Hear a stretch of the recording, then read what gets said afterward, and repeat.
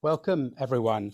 Welcome to this webinar. Thanks for joining us. And we're here to launch and discuss the principal findings and implications of the joint IQ-NPath FPA ECPC report, which is entitled Unlocking the Potential of Precision Medicine in Europe, Improving Cancer Care Through Broader Access to Quality Biomarker Testing and Policy Recommendations. It's going to be a packed session for the next hour and a quarter. Just briefly, we're going to have some opening remarks from MEP Maria Spiraki. Then we'll move into the report proper, have an overview of what the report says, and then discuss that in a couple of panels. Of course, you're welcome to ask questions. In fact, we'd encourage that, please. If you could use the Q&A function in the webinar, and these questions we can attend to in the final session where we have panelists. So we'll hold off actually answering the questions until the final session. If you need any IT support, please use the chat and direct your questions to the IT support, which is listed there. So that's great, and we're looking forward to really hearing a lot more about this report and its implications. So I'm going to hand over now to Nicola Normano, who is president of IQ-NPath, to formally welcome all of you and to progress us. Thank you.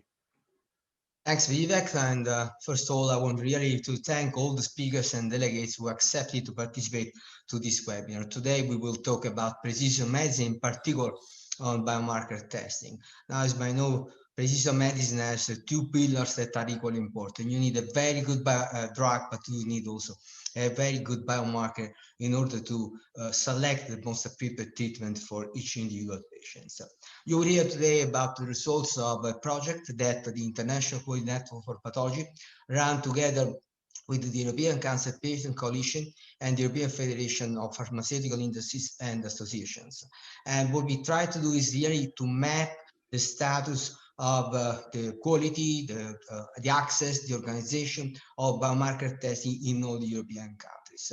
And so what we really ask to all the participants to this webinar is to help us to use this information in order to improve the access to biomarkers in all European countries, in order to improve the possibility of a European cancer patient to access precision medicine. Having said that, it's now my pleasure to introduce the first speakers, that is the member of the European Parliament, Maria Spiraki, who will give the opening speech to this meeting. Maria, thanks very much for participating. Thank you very much for the invitation. I'm honored to participate in this exchange of views. As you all know, early this month, on the eve of World Cancer Day, the European Commission presented Europe's Beating Cancer Plan, the main priority in the area of health of the Ursula von der Leyen Commission, and a key pillar of a strong European health union. With new technologies, research and innovation at the starting point, the Cancer Plan sets out a new EU approach to cancer prevention, treatment and care. The Cancer Plan aims to tackle the entire disease pathway from prevention to quality of life of cancer patients and survivors, focusing on actions where the EU can add the most value. In that direction, recent advances in technology have improved our understanding on oncology and led to discovering novel therapeutic targets. In fact, in recent years, biotechnological breakthroughs have led to identifying complex and unique biologic features associated with carcinogenesis. Clinical trials have evolved, and nowadays they have innovative adaptive design tailored solutions to improve treatment outcomes. Even though there are many different rare cancers, they share similar problems concerning diagnosis and treatment due to their rarity. On the patient's side, it leads to difficulties accessing timely and accurate diagnosis, highly specialized care, and adequate treatments. It manifests in poor research opportunities, difficulties in clinical trials, and lack of healthcare systems therapies. Our goal, through the Becker Committee, it is the specific committee in the European Parliament aimed to beat cancer, is to improve the implementation of precision medicine and biomarker testing and ensure early access to patients, as well as the doctors to have the complete profile of cancer for effective matched therapy. It is very important. So what we need? First, we need artificial intelligence and innovative clinical trial designs. We have also application of data on predictive biomarkers and novel target agents. Despite this significant progress in implementing precision oncology, several challenges need to be addressed in clinical research and practice. The first one is that there is no common registry until now. And I mean no common registry in terms of the EU. Specifically, there was a literature lack of sufficient evidence-based intervention to improve adolescents and young adult cancer population quality of life. This is the only one that we have. Furthermore, the tools of adequately measure the quality of life in this population are also unsatisfactory.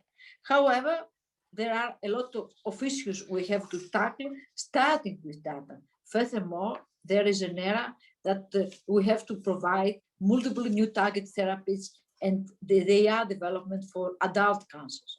And also, I would like to say that in the last decade, over 150 drugs were developed and licensed for adult cancers. So it is important to adapt new therapies. It is important to use all the available data by streamlining the approach in terms of the European Union. It is important to work on the interoperability of the different registers platforms that we have within member states. And in this level, I would like to congratulate the Greek Prime Minister, who has already announced the establishment of a new platform in Greece, a platform which will be specifically dedicated to childhood cancer and will finally provide the children and the adolescents the proper treatment.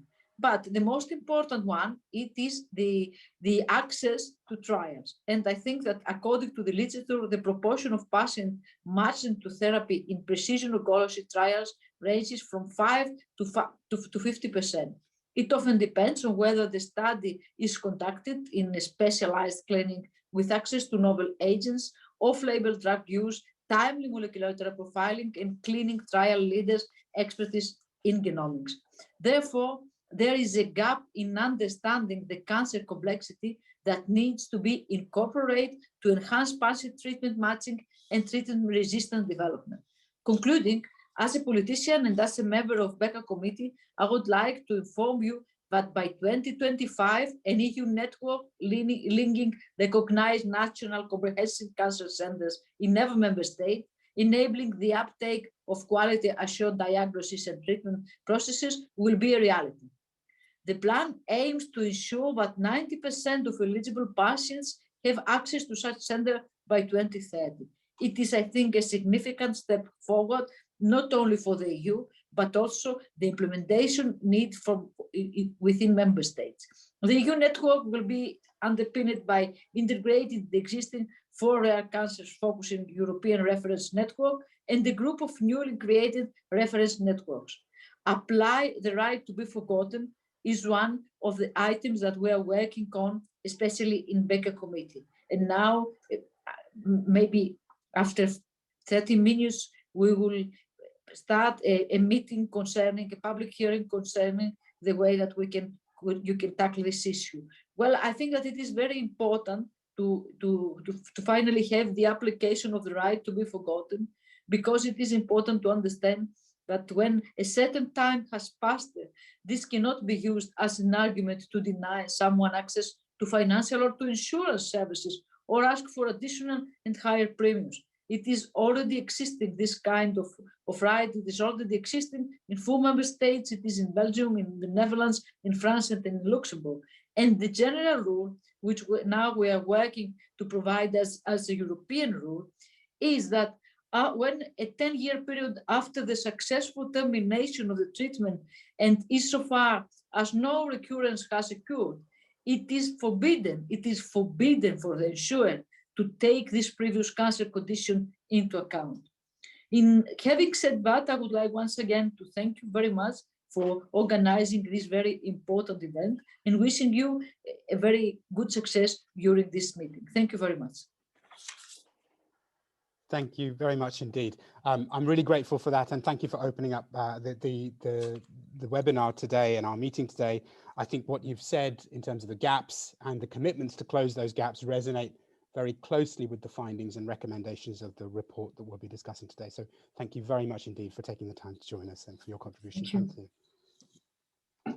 So I'm going to now move us forward, and we'll actually now dive into the detail of the report and then discuss it further. So first of all, let's have a presentation of an overview of the report, the data and the findings and the recommendations. So I'm going to hand over to LEK Consulting, to Verena Arnett and Leah Ralph, to take us through the overview. Thank you. Thanks very much, Vivek. So we're just waiting for the slides. Here you go. So welcome to the webinar. My name is Verena Arnett. I'm a partner at LEK Consulting, and together with my colleague Leah Ralph, I supported IQ and Path, ECPC and FPR in assessing the status of biomarker testing in Europe. And we're excited to be able to share the findings with you today, and would like to give you a brief overview of the methodology we used, summarize the key findings across countries, and then conclude, importantly, policy recommendations. Leah, if you'd like to move on to 2 slides.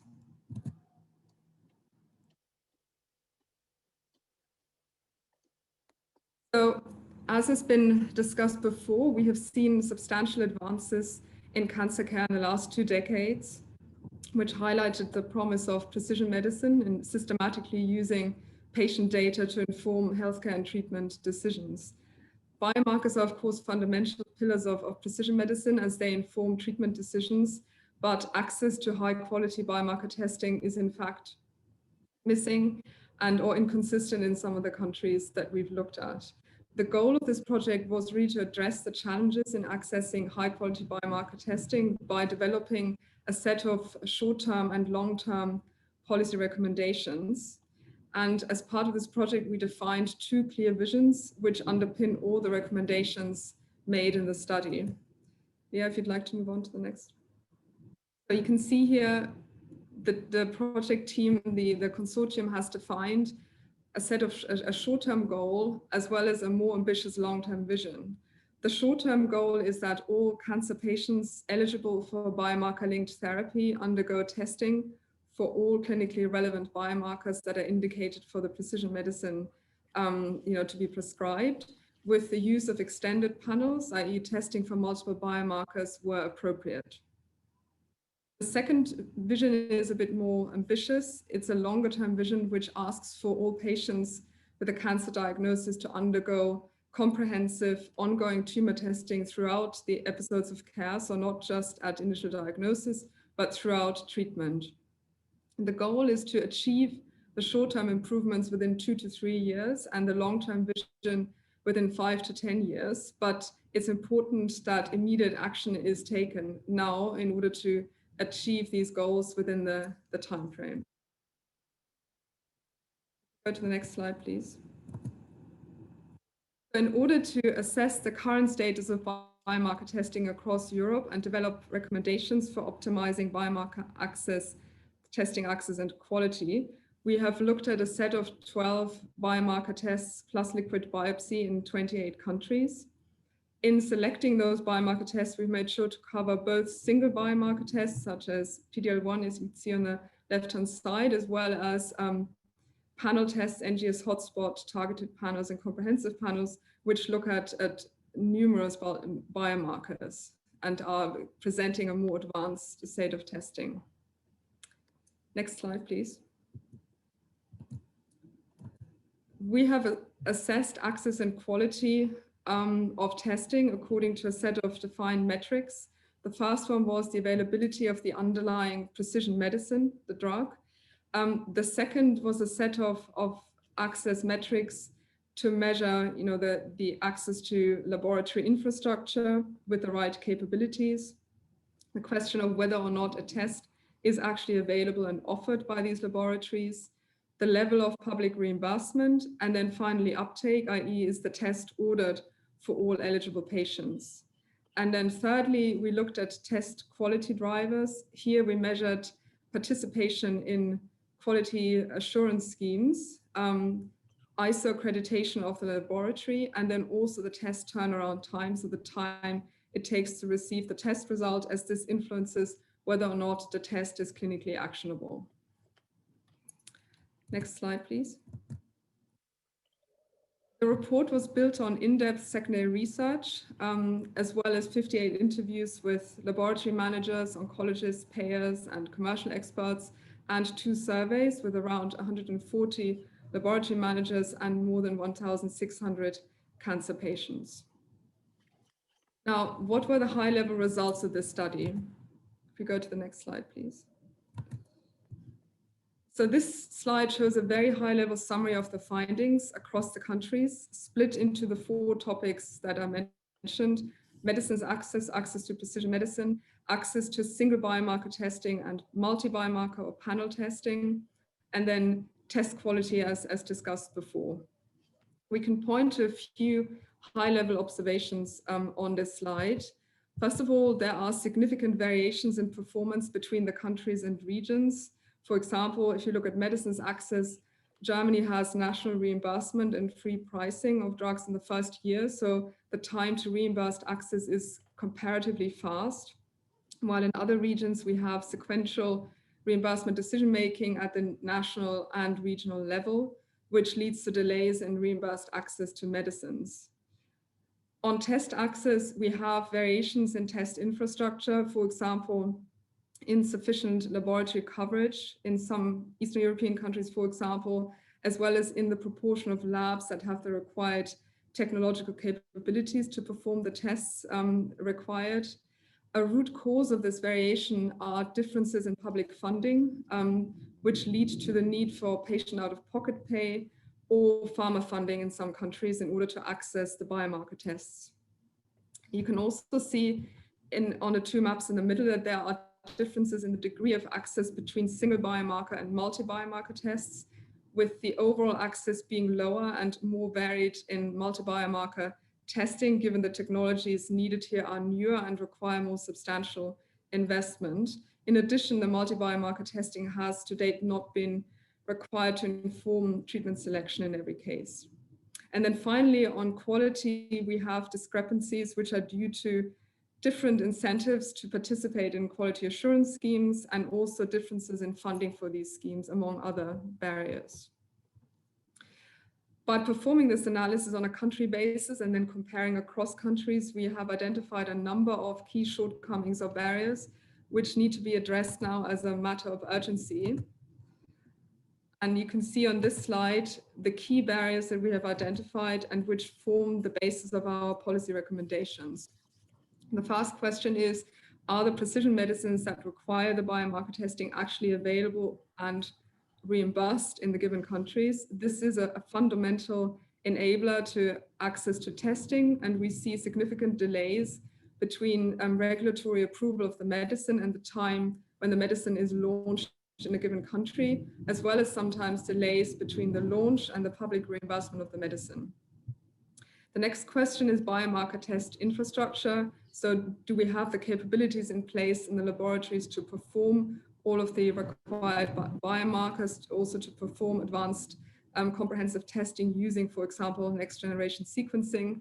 And here we have regional variations in laboratory coverage, or test technologies are often not available, or indeed there is not enough laboratory personnel to perform them. Now, even if the technology is available, new biomarker tests are not always made available because they might not be approved and publicly reimbursed at the time that the linked drug is approved and reimbursed, again, leading to delays. And then another question, a really big barrier, is funding. This falls into 2 big topics. The first one is that funding is not always sufficient to develop the required infrastructure. And the second one is that it is not often sufficient to support the actual testing. Frequently, we see here a patchwork of sources, funding coming from pharma companies, out-of-pocket pay by patients, research grants, and some public money. And this patchwork of sources or the lack of funding is a particular issue for larger panel tests. All of these points are enablers of testing, but even if the barriers here are addressed, the tests might not necessarily be ordered by the physicians. And we do see some shortcomings here in the fact that there's low awareness of the tests themselves amongst physicians in some countries, or low awareness of the places where the tests can be performed, or indeed of the reimbursement sources, going back to the point on the patchwork of sources required to fund the tests. And finally, on quality, the question is the standard consistently high to enable accurate and reliable test results and quick turnaround? And here we have the structural barriers mentioned before, in a lack of participation, for example, in quality schemes due to budget limitations, limited ISO accreditation in a number of countries, and high send-out rates, which again impact turnaround times.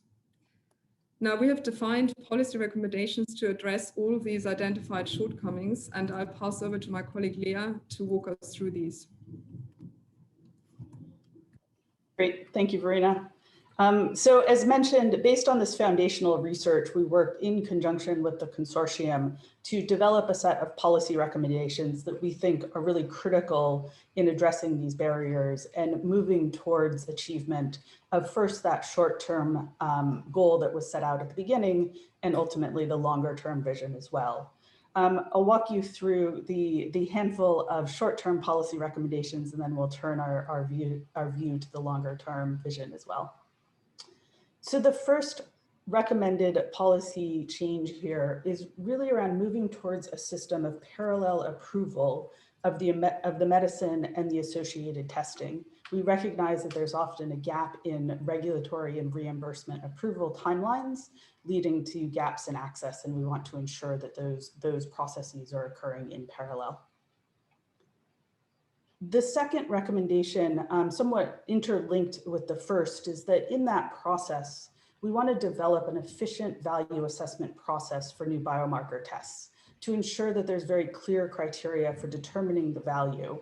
We want those criteria to consider the broader health system benefits of biomarker testing and also allow for incorporation of new data as it gets generated. But we think it's important to have very clear guidelines around how tests are being assessed, what the value drivers are, so that the scientific community can incorporate that into development and move towards a very clear goal as they develop new tests. The third recommendation gets to one of the major barriers that Verena highlighted, which was really around budgeting. We think it's important to introduce dedicated diagnostic budgets to ensure that there are sufficient funds to drive both development of the infrastructure, but also ensuring that there's support for reimbursement of all biomarker tests. Part of this is also a recognition that we see a great degree of variation, both country to country, as you saw on those maps, but also even within countries, there's often regional variation leading to inequality in access. So we want to ensure that funding is in place to help remove those inequalities.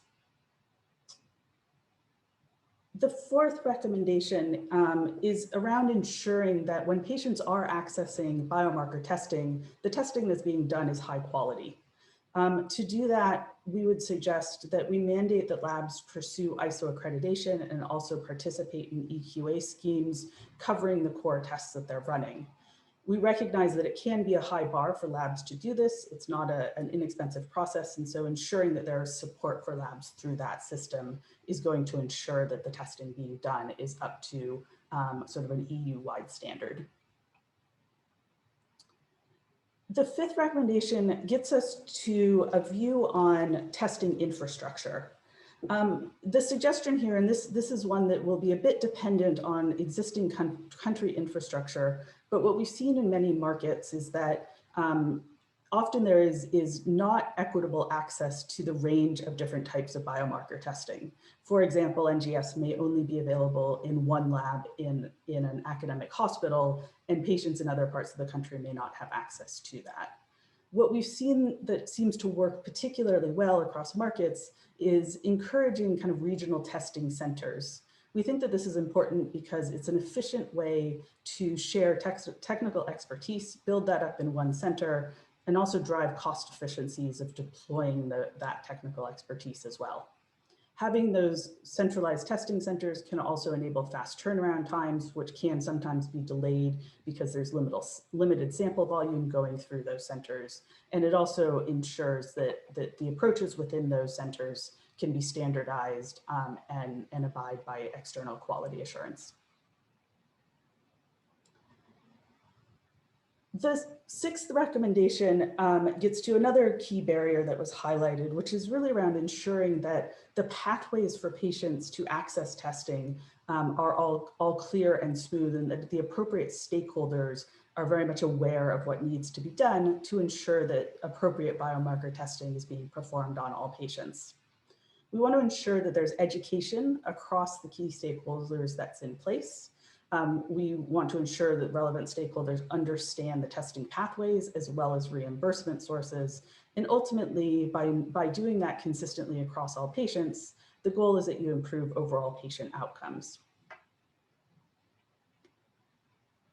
The seventh recommendation begins to move us towards a bit of a longer term view of why we believe that broad biomarker testing is not only important on an individual patient level, but also on a broader societal level. And we believe that there's great power in the data that can be harnessed from biomarker testing. And in order to do so, we would suggest beginning to establish a system for centralized national data collection so that the power of the clinical genomic data that's being gathered during testing can be centralized, analyzed, and ultimately improve our future view of oncology patient care. And the final short-term recommendation is really around taking a flexible view and being able to incorporate new advances in the future. We all recognize that this is an area that's accelerating extremely quickly. And while that's very exciting, it also means that we need to incorporate processes to make our systems adaptable and ensure that we can stay up to date for the newest technologies. So to do that, we suggest establishing a process for horizon scanning in the future for testing needs to ensure that emerging tests are appropriately incorporated, labs are planning for future demand, and that funding requirements can be adjusted as needed.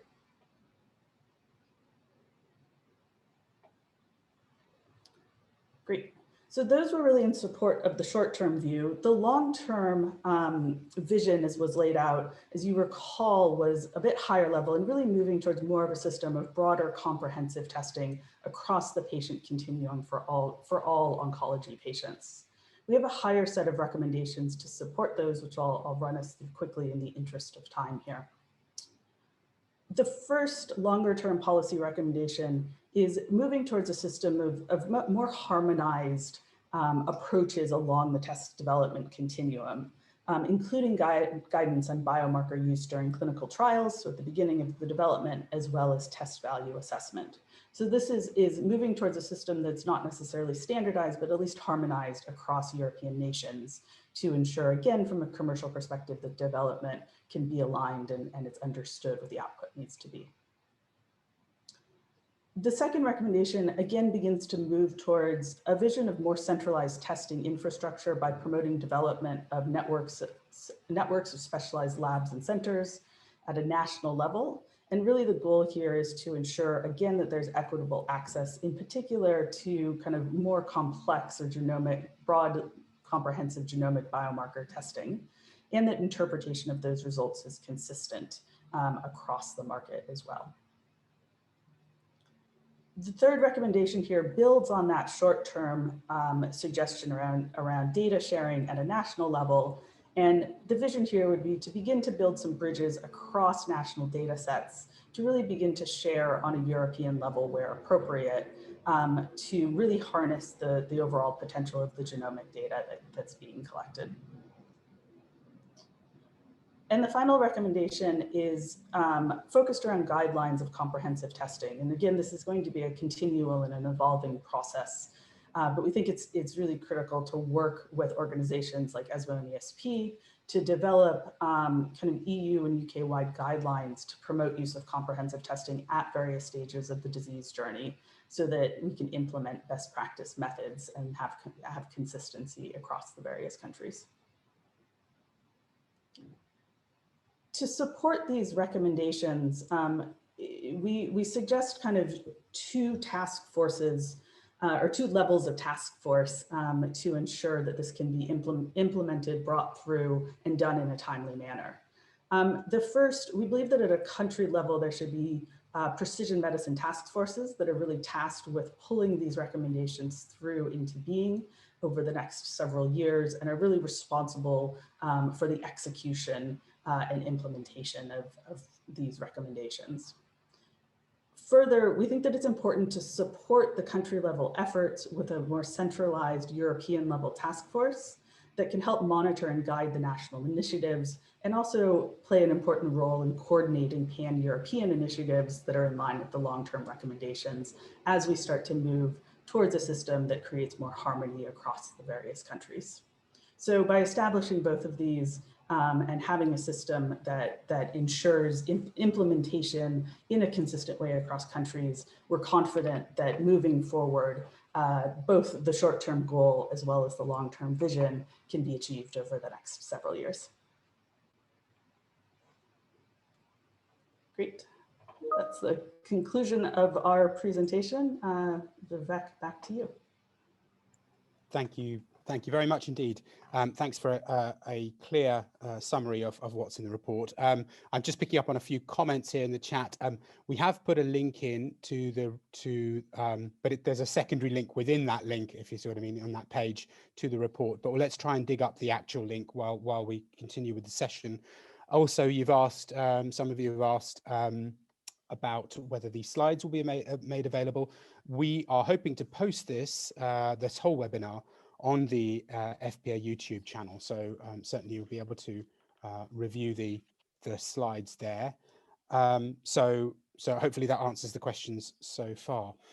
Let's move now. We have with us the organizers, representatives of the three groups who have commissioned this report and organized this report. So we have joining us just to discuss their rationale and their expectations and hopes for the report. We have Nicola Normano, who's president of IQN Path, Kathy Apostolidis, board member of ECPC, European Cancer Patients Coalition, and Marlene Thomas from Roche, who is also representing FPA, to just discuss their considerations when asking for this report and getting it done, and also what they hope for the future. So if you could come on screen and let's have a little chat. Let me start with you, Nicola. What was the underlying rationale for you for commissioning this report? What were the key sort of drivers and the questions you hope to address? Well, Vivek, the question really comes from this observation that the number and the complexity of biomarkers that we need to test in our patients, in cancer patients, is continuously increasing. And this, of course, is a good news, because it means that we have more and more active drugs and we can give more precise treatment to our patients. However, if we want really that our patients access to these drugs, we need a good level of organization for biomarker testing. And when I say organization, means everything. It goes from the approval of the biomarker test to the reimbursement, to the identification of the labs that run the test, and of course to the participation to external quality assessment. If we don't have this system in place, we can get to the paradoxical situation that we have the drug, but the patients are not able to access to the drug because there is no test available, or the quality of the test is not adequate. And this is the reason why when FPA for the first time contacted me, it was in 2019, asking for a collaboration to run a project really on the quality of biomarker testing in Europe. I replied to friends in FPA that I thought that was really important is to look at the organization of biomarker testing in Europe, because there is no quality without organization. And together with Audrey Wolf, she did really a great job for FPA. We started to work on this proposal that we proposed to many of FPA associates, but I also suggested really to have the involvement also of patients and patients organization. This is why, because I've seen a lot of surveys that have been run in these years, but many of these surveys don't really show the reality of the problems that patients are facing to access to biomarkers. So really, I wanted to have the patient's point of view, and I thank a lot the European Cancer Coalition, Patient Cancer Coalition, because they accepted to participate. In particular, Francesco De Lorenzo, that I contacted first, and Katie Apostolidis. Katie really did a great job, in this project. So now you have seen the results of the project. Somehow they are expected. I mean, there is a clear difference from country to country. There is an inequality in the possibility to access to biomarkers and the quality. But the main point that I want to raise is that by studying the organizations of any single European country, we really could identify the barriers that are limiting, the possibility of patients to access to high quality biomarkers. Of course, by looking at the organization of different European countries, we have also found a lot of examples of good practice. But at the end now, we really identified which are the problems that we need to address. And I think that we can really use all together this information in order, with the recommendation that you have seen, in order to develop what I would say is an optimal model for biomarker testing, that we should all together work in order that this new model can be adopted by any European countries, because only if we will have in place a good level of organization, good model for biomarker testing, we will ensure that every European cancer patient will access then the new drugs that are coming available, the new drugs that are linked to precision medicine. So this is really the purpose of this project. Okay, thank you. And Kathy, let me turn to you then. So this is the implications of the recommendations from a patient perspective and from your ECPC perspective. What are your hopes and what do you hope this will actually achieve for patients within Europe? For us, it is very important to have had this report, and I am really grateful to the other participants of the project that they have accepted ECPC's proposal to have, together with the lab survey, also a patient survey. And it was amazing that this survey just gave, let's say, facts to what we have run already in 2016 as an observational study among our membership in all Europe. The same results now are scientifically verified and put into a wider frame about how biomarkers are understood, treated, and implemented in Europe. And what is the result? The result is that despite all the discussion that there is in Europe now about personalized medicine, patients do not get the kind of testing they need when they need it and at a cost that is affordable. Why? Because biomarkers are not really understood, the newer biomarkers as such. And I would start from the very simple thing that physicians do not tell to the patient what kind of test they are receiving and what is the result expected. They just mention, oh, there is a very new test that will allow us to see which is the best treatment for you. But this is too generic. The patient should know why a test is given to him, what's his name, what is expected, and how this test will affect his therapeutic options. And I think that there is a lot of work to be done still, educating physicians. It should not be assumed that all the oncology specialties that are involved in cancer, starting from pathologists, oncologists, oncology surgeons, nurses, and more, are all very well informed about biomarkers and how they affect therapeutic options. And moreover, it becomes more complex because we do not have only one kind of biomarker. We have prognostic, we have biomarkers who assess the effect of the treatment and more. So this is becoming more complex, meaning that we need more information to physicians Also, I would stress the need of information for rural oncologists and physicians practicing in the regions of Europe, island regions, mountain regions, where the information does not circulate so frequently and so abundantly as in big capitals.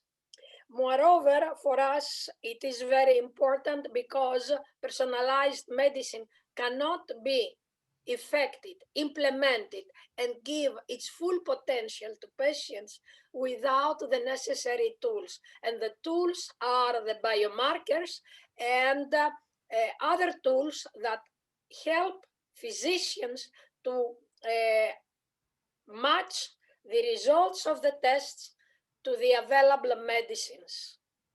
And then all this has to be translated in terms that patients and families understand about what is there for them.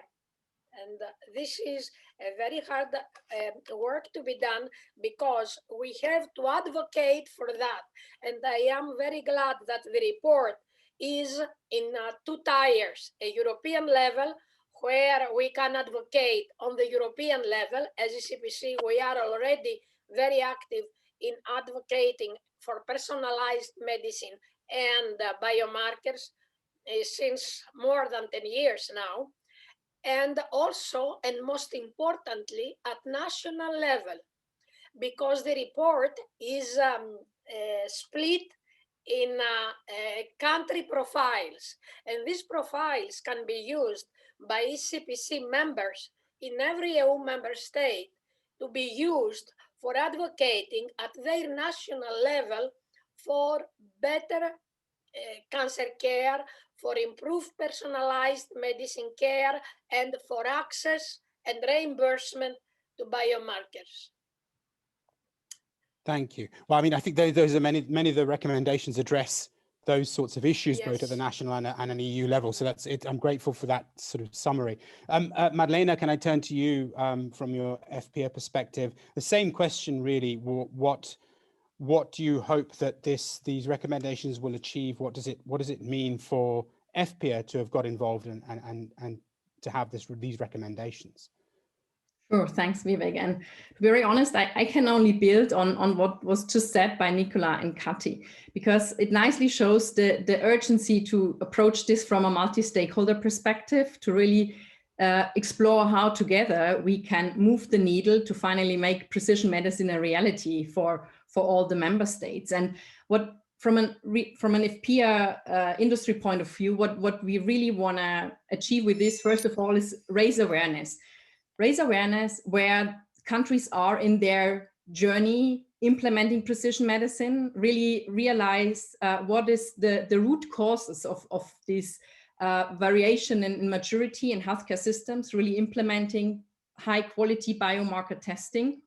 And based on this, then really, again, act on those policy recommendations that we just heard earlier in the session, either from a short-term, but even more than from a long-term perspective. And for example, use these insights then to also have some call to action, like organizing roundtables, where we then bring the different stakeholders together on national, but also on EU levels, and further explore opportunities how to help countries maturing in their journey implementing precision medicine. And as said, there is a certain matter of urgency here, because what we see that very efficient and also very efficient new drugs are in development already, and with very favorable safety profiles. So what we learned with this new generation of small molecule inhibitors is that they really get or they really have an important benefit to patients, improving outcome. And also on the other side, we see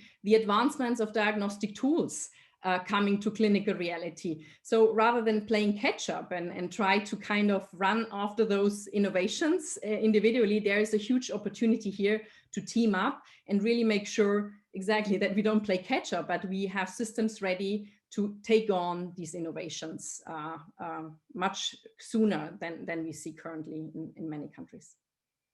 Great, thank you very much. Well, I think that moves us quite nicely. Thanks to all three of you for giving your reflections on the report as the organising parties in this. Really, to move to exactly this, a multi-stakeholder discussion, and maybe to start that off. So this is the opportunity where we will really look at the broader implications from this multi-stakeholder perspective. I noticed that many of you who are attending have posted questions. We'll try and address some of these in the session coming up as well. So I'd like to welcome now, for the remaining time until 3:45 CET, I would like to welcome this panel. So Daniel Forslund, who is chairman of the Innovation and Development Committee in the Stockholm region, Sweden, really representing a sort of payer perspective, if I may say. Is that all right, Daniel, for me to say that? And from ESMO, the European Society for Medical Oncology, Rosa Giuliani, Director of Public Policy and a board member, and representing the European Society of Pathology, Holger Moch, who is president. So let's just dive straight in, and you've had the opportunity to have a look at the report. Daniel, can I ask you, first of all, what's your impression of the situation with respect to biomarker testing for precision medicine? Certainly in your region, perhaps you could reflect upon Europe more broadly. Does it resonate with what the report's findings? Anything you disagree with? And really, let's go from there. So what's your perception of on the ground? Well, thank you so much. Well, I really appreciate this report. I think it's a very both comprehensive and hands-on support for us organizing healthcare in the regions of Europe. And looking at precision medicine and the biomarker area, we all struggle to introduce new tools for early detection, for precision medicine, and trying to use the new technologies and the new gains in the life science research in this area. But we also meet many obstacles in that work, both on the clinical side and on the policy side, where I'm at.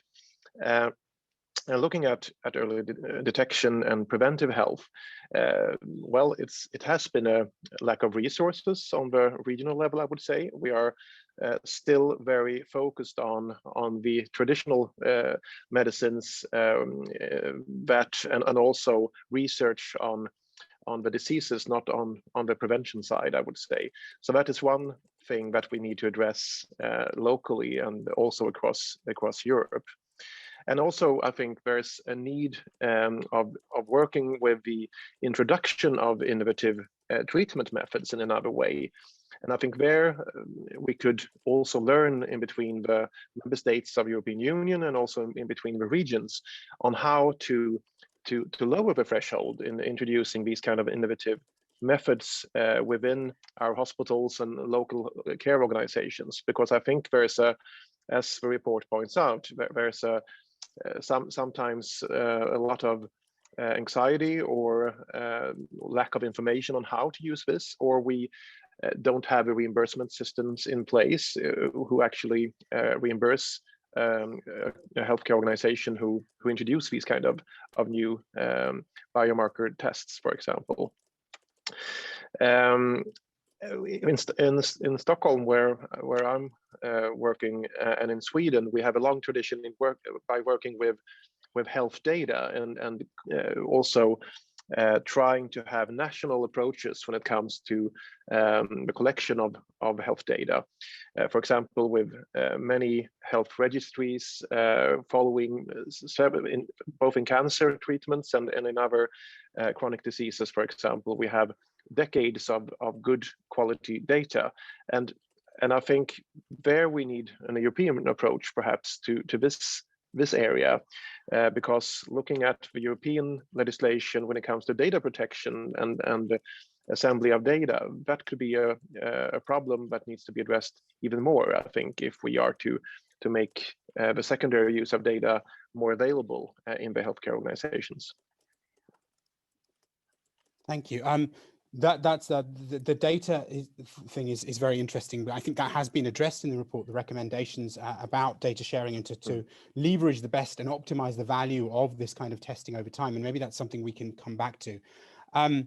Before we do, I want to if I may, go to Rosa and ask you from the ESMO perspective, what are your reflections on the report? So just really an open question. When you read the report, read the recommendations, what are the key things that stood out for you, either that you would agree with or that you would say that you may disagree with or wish to challenge? I think once you go through the report, it's very difficult to find something you disagree with, because basically, you know, what is discussed makes sense. Okay, so actually the question is how are we going to do that, and how are we going to really to be sure that everybody is on the same line. But first of all, really, let me congratulate with the IQN path, ECPC and FPIA for the report, which, as I told you, is quite comprehensive. I think that this is our occasion. Is a very important occasion for all of us to keep alive this discussion at European level, because it's not just a matter of the European Beating Cancer Plan. There is also a discussion on the pharmaceutical strategy, which should encompass the discussion on, of course, on molecular testing. There is the discussion of with the mission of cancer and the 13 recommendation focusing a lot on precision oncology, and also the discussion of the HTA assessment and the HTA regulation that once again should incorporate, they should bring this concept that to give really the right treatment to the right patient. So this is something that it's not just a matter of, you know, addressing points in different silos. So once we talk of the test and another time we talk of the medicine, but we really should start to, you know, to link this discussion with respect to access. So the access is to intervention, which requests the test and the medicine. Now, I really think that as a medical, as a scientific body, we have a huge responsibilities, because I don't want to miss this opportunity as a medical oncologist and a practicing oncologist. So as Katie Apostolidis was saying, there is a lot of confusion still in the field. So we need to get it right. We need to actually have a good education and to be, you know, the oncologist and whoever is treating cancer patient to request the test in a rational way. And even before, and this is why I like one of the long-term recommendations about how to envisage the development of molecularly driven trials. Even before, we need really to have a more open-minded, you know, approach in, you know, trying to change the way we develop drugs based also on the selection of population. So far, we did quite well, but you know, this is something that can be optimized. So this is one of the recommendations about, you know, to develop really molecularly driven approach trials that I really liked a lot. Then one point that I appreciate of the report is that access does not mean availability. Okay, so you can have access to a test, but if you have to pay for it, the test is not available. And this is happening for cancer medicine, and this is happening for tests. So we need once again to discuss this point, because if we are going to introduce maybe test, we have the opportunity either to make life easier for everybody, patients first, or to make inequalities bigger, because there is a, you know, the test can represent a sort of barrier for the access to the drug. So it depends on, you know, how we are going to have the discussion. And another important point, sometimes we talk about having the test just once in a lifetime in the managing of patient. This is not right. So this is a continuum, and you know, we should enter into this new view that this is something that is you know, is a very important tool of our armamentarium in treating cancer. So it's just not a one-time thing. So we should ensure the access in terms of free access to the test, and also the long-term sustainability of this type of intervention. And in this way, I think that we can make, you know, this intervention even more sustainable if we consider the data sharing point, because we will generate, you know, further knowledge. So it should be like a plastic system, a fluid system. So just not, you know, one step at a time. I think I'll stop here, and maybe we will discuss further later. Okay, thank you. So I'm going to give the floor to Holger now, again, that same question, and then we can come back to the very interesting points you've raised, which link into some of the questions that have been posed by our attendees. But Holger, before we do that, can you similarly give your reflections on the report and how you see it from that pathology perspective? So you're on mute, Holger. Thank you. Thank you very much. And congratulations to all the organizers of this report. I'm really excited and enthusiastic that I think for the first time there is such a comprehensive overview on biomarker testing in the era of precision medicine in Europe and the UK. As a pathologist, I am confronted day by day with these issues, and I think the report tackles all important questions of the topic of biomarker testings and all the problems also of these biomarker testings. And you have asked for the my interpretation of the short-term recommendations.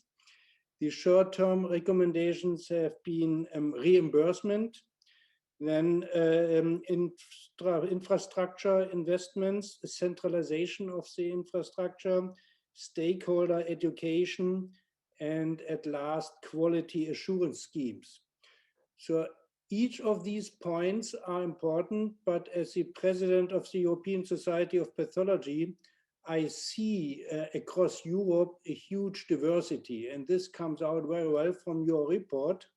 But also in pathology, there are huge differences. From Germany over France, Switzerland to Serbia and Croatia and Bulgaria, there are big differences in biomarker testings. And you have just asked me for the priorities I should give to each of these short-term goals or recommendations. And I have to admit, in each country, there are probably other priorities. So therefore, I cannot answer your question in general, but I have to admit that all of the short-term recommendations are very, very reasonable. But across Europe, reimbursement is an issue. Because even in rich countries like Germany or Switzerland, in pathology, these tests are not really reimbursed, and they are still cross-financed via other pathology services. And quality assurance is extremely important, and therefore I'm also grateful to IQN Path that they brought up this topic here of quality assurance, because I grew up in the pathologist's generation of a single marker testing. And this was a completely different world. We could handle these quality assurance programs for single marker testings with next generation sequencing as a test, a biomarker test. The world looks different. But our oncologists request now more and more these NGS testings. And as a society, we have also to give recommendations how to handle this. But this is probably a topic of the discussion today. So I will stop here, and I'm looking forward to this discussion. Okay, thank you. So I'm going to pick up on some of the questions then that have been asked on our Q&A, and I please do submit more. This question of reimbursement, maybe this hangs upon, it's been linked in the report, and you've also described, all of you described this linkage between reimbursement of the testing with actual availability and the reimbursement of the medicines as well. That sort of raises a question that's been given here about, to what extent is this dependent on a willingness for industry to invest in precision medicines, and to sort of give us a plethora and a smorgasbord of precision medicines, that which then enable us to reimburse especially multiple biomarker testing, because then we have a range of therapeutic modalities against them. So that's one question, but then there's a follow-on question which I'd like to ask, which is around the broader uses of testing, not only for the new precision medicines, but also for existing medicines and also for preventative strategies for just our greater understanding of disease. So let's just start with the precision aspect first. And maybe I should start with Rosa for that. What do you see as the future of that smorgasbord of precision medicine, the investment in that, and will that change the dynamics in this situation? But that's why, yeah, no, this is a very important point, because I mean, sometimes we use the term precision medicine, precision oncology, and it's not really clear, because it's more difficult than it is, because it's really it means that we really need to understand the biology of the cancer. It's not say that there is just one driver. There will be multiple drivers at different time points during the course of the disease. So that's why I say from a scientific point of view or a clinical point of view, we need to get it right, because it's not just having the new toy, so the new Ferrari. Then we need also to learn everybody how to develop the Ferrari, how to assemble the Ferrari, and how to drive the Ferrari. So this is the point, and I think that this is a discussion that cannot be just limited to one time point, because the more we know about cancer pathways of resistance and so on, the more these intricacies of pathways need to be understood, and we need to put some order, which is not a way that we do not have to do it, but it's a way that we need to approach rationally. So sometimes in cleaning, there are patients that come to me already with a test, which I have problems to make interpretation of, because I do not know if the type of lab from the test come from, and it's a sort of far west. And I would like, as a society, that we avoid this situation, okay? And I think that the starting point is the design of the clinical trial. That's why I was saying, okay, let's try really to approach the drug development with the new view, because so far, there has been a lot of discussion. All of discussion, it was always good. So I think that we should, from the very beginning, have this design of clinical trials with different stakeholders, not just industry, but academia, other stakeholders, to develop in the best possible way, and try to speed up this dialogue.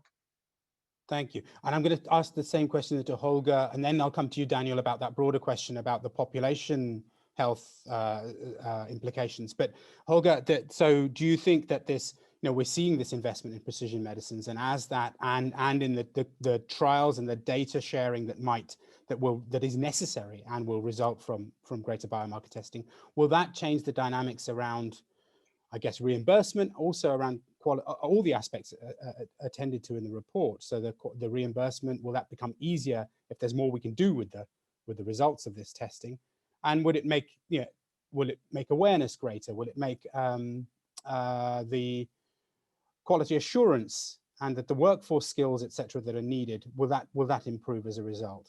Okay, yeah, thank you. These are very many questions, but to be honest, I think there should be increased awareness that there is a big discrepancy of the costs of the drug and the costs of biomarker testing. So the drug is much more expensive than the biomarker testing. Therefore, we should convince all the healthcare providers and the health politicians that with a relatively cheap test, we can save money. And here we should make cost effectiveness analysis of biomarker testings. So there are nice tools around, biomathematical tools, and there are publications, and I think we should more and more do these cost effectiveness analysis in the biomarker testings field. The other point is who pays for it. And here I think there can be different strategies. The first strategy is that the healthcare providers will reimburse this, and they can be convinced that the data coming out from these tests are publicly available, are centralized, and there's access to the data. This can be nice. The other point is that what you have mentioned is that also the industry contributes to this topic. and to the reimbursement, because if these drugs are efficient, but if they are only efficient if there is a positive test, then also the pharmaceutical industry could be interested to perform such a biomarker test. So there could be a pool where the healthcare providers, the industry put in money, and somewhere in pathology or in a centralized lab could be done, the test be done. Okay, thank you.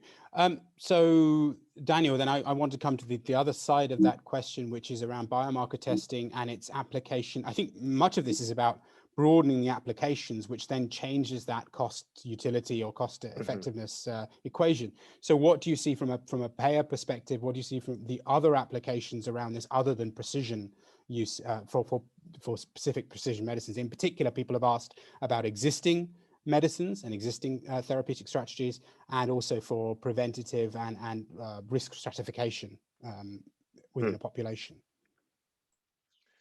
Well, I think in this area, we do need to innovate not only on the medical field or the technical field, but also in the policies and reimbursement models by introducing these new models.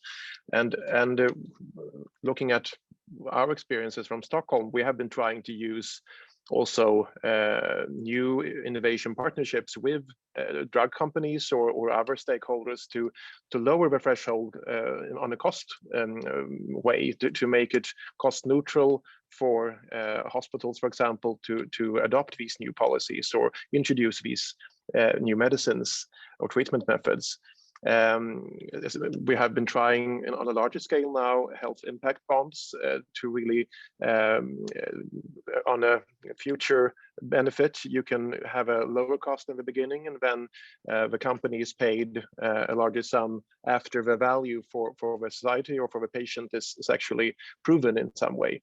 And that kind of models, I think, could be very well suited for the introduction of preventive health on a general scale. We have this examples in diabetes care, for example, but also in cancer treatments. And I think health impact bonds or those kind of cost sharing or risk sharing models in reimbursement, that could be also something to look into to further lower the threshold in introducing these kind of new biomarker testing, for example. Thank you. And I want to pick up again, there's some questions here about, I guess, around so switching tack a little bit. This is about the quality assurance aspects of the recommendations around quality assurance, and maybe this should go to Holger initially. This question is there's been a question raised around the appropriateness of ISO standards. Is that a minimum threshold? What else? How do we actually go about quality accrediting? Who does it, and how do we assure that the quality is good? So can I ask Holger that one in the first place? You're on mute, Holger, sorry. Yes, very important topic. Quality assurance programs. There are different providers in Europe for these quality assurance programs. Different countries use different providers. They all started with the single biomarker test things. This was easy in pathology. Now we are in the next generation where more and more people use next generation sequencing platforms, and here it is different. You have different technologies, you have different platforms, you have different bioinformatics, and you have very, very complex technologies. So here these old-fashioned ring trial is somehow outdated. So, and here we have to look for new, let's say, organizations or new solutions for the quality assurance in next generation sequencing programs with multi-parameters. Just an example, tumor mutational burden. The German Society of Pathology has tried to standardize this, to compare different platforms. It was extremely different, and the outcome was that somehow they all can provide the high and low TMB, but it was not a standard. So, and here we have the problem that in some biomarkers, you have an FDA-approved test, which is developed in parallel to a clinical trial and to one drug. And this is a problem, and we have recently published a paper about the problem that the current assay approval policies can also lead to imprecision medicine, just because all the topics we discuss here, that you have different assays, different platforms, different positivity thresholds, and divergent international approaches. Some where the FDA for one drug, even for a simple immune marker, this is PD-L1, we have 15 different cancer types, but the staining patterns, the scoring methods, and the positivity thresholds are different in almost all of these 15 different cancers. And then we have so many different drugs. And here, I think this is also a topic where the international community should give guidelines and recommendations how we should handle this. And this can only be done together with the industry. Okay, thank you. So I'm gonna, that raises, we've got about 3 or 4 minutes left. So I'm gonna ask Rosa for some very brief comments, if you could, because this touches on an issue that we could talk about for another couple of hours, but we only have 3 minutes, which is really around these bringing to mind that what we've just heard about, bring to mind the idea that these services do need to be concentrated in centers that know what they're doing, have the ability, or they have to be, or the data has to be shared, and there has to be support to allow centers to make the right decisions. I don't know which way is the right way to go. There's been in the report, there's a tendency towards talking about concentration of these.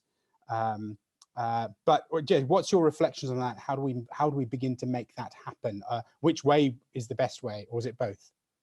So for every, what we learned from past lesson is that whenever you centralize, you can be more confident of the, the results that you are dealing with.